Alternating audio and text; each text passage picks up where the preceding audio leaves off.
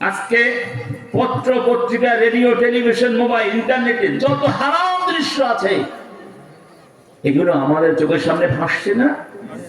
এই হারাম দৃশ্যগুলো দেখে কি আমাদের লাভ হচ্ছে না ক্ষতি হচ্ছে? ভয়ানক ক্ষতি। কেমন ক্ষতি জানেন? ধরুন এখানে ধরুন দুইটা বই আছে। কয়টা বই? দুইটা বইয়ের কন্টেন্ট সেম, একই জিনিস, ভিতরে কি একই জিনিস। কি ভিতরে কি আছে? যখন ভিতরে আপত্তিকর জিনিস, ছবি আছে, আপত্তিকর লেখালেখি আছে। একটা বই পিনাপ করা, উপরে গ্লাভ দিয়ে ঢাকা, আপনি জানেন ভেতরে কি আছে, এটা ওই বই, কিন্তু আপনি দেখতে পারেন নাই, হাতে নিয়েছেন, কিনেন নাই, জাস্ট নাড়াচাড়া করে দেখে চলে গেছে।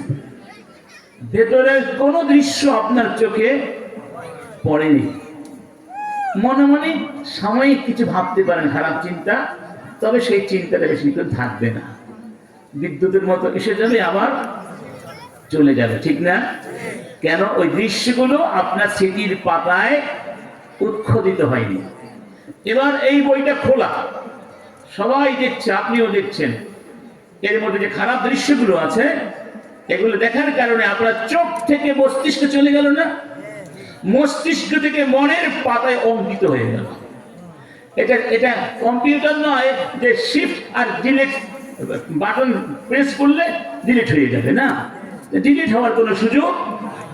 মানুষের মনের মধ্যে একবার যদি কোনো চিন্তা, কোনো কথা, কোনো ছবি স্থান পায়, বিজ্ঞানীরা বলছেন এটা কোনোদিন মুছে যায় না, কারণ এটা হচ্ছে আল্লাহর ব্ল্যাক বক্স। আল্লাহর ব্ল্যাক বক্স, এটা বড়জন নিচে চলে যায়, যেটাকে বলা হয় সাবকনশাস এরিয়া।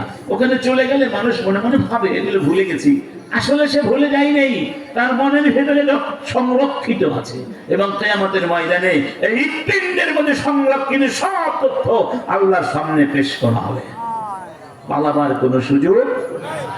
একবার যদি চোখের ভেতর দিয়ে খারাপ দৃশ্য মনের পাতায় ঢুকে, এই খারাপ দৃশ্য আপনাকে দিনে রাতে 24 ঘন্টা হারাম কাজের দিকে ডাকতে থাকবে। আপনি আদৌ ঈমান নিয়ে থাকতে পারবেন কিনা, চরিত্র সংরক্ষণ করতে পারবেন কিনা, বড় সন্দেহ। এই জন্য আল্লাহ পাক বলছেন, মান তাওয়াকাহা মিন মাখাফাতি আবদালতুহু ঈমানান ইয়াজিদু হালাওয়াতাহু ফি কলবি। এই চক্ষু যেই ব্যক্তি হেফাজত করলো, আল্লাহ বলছেন আমার ভয়ে আমি বিনিময়ে তার মনের মধ্যে ঈমানী শক্তি দিয়ে দিব, মানে অন্তর্দৃষ্টি দিয়ে দিব, সে এই ঈমানের স্বাদ পাবে। সুবহানাল্লাহ। ধরুন এই যে মাহফিলে সবাই এসেছি, কিন্তু সবাই কিন্তু স্বাদ সমান পাচ্ছি না, ঠিক না? দেখবেন কিছু ভাই থাকবে, কিছু আসতে চলে যাবে, স্বাদ পেলে তো যেত না,